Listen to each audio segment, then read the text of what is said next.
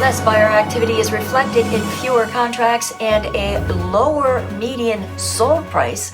This report. The sold price has been slipping report to report over the past several months. It's Friday, December 5th, 2025. I'm Kimberly Barton, broker owner of Kinetic Realty, your local resource for all things real estate in Maryland. This is the weekly Maryland Market Minute. Sellers will have to be more patient waiting for offers in light of less buyer activity and longer days on the market. They may also need to be strategic in their list price since many areas are seeing lower selling prices. The Southern Maryland market has steady buyer activity, with Charles County being moderate.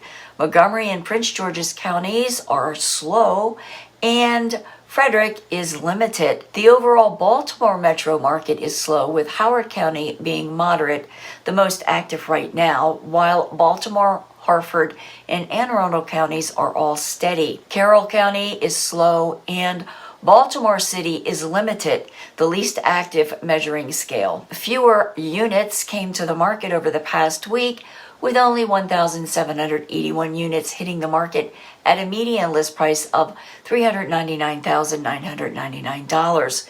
Units coming soon fell to 673 units at a median $449,900. New contracts fell to 1,311 at an unchanged median list price of $415,000, and days before market rose again this report to 34 days, meaning you'll need to stay on the market longer before you get the contract. 1,215 units sold in 25 days at 98.1%.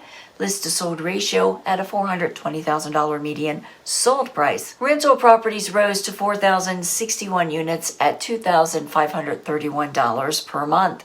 This reflects more rental units available, and the rental list price is slightly lower than it has been. Got questions about your specific circumstances? Give me a call and let's talk. That's your wrap for this week's Maryland Market Minute for Friday, December 5th, 2025. Thanks so much for tuning in. Enjoy your weekend. Take care, and I'll see you next week.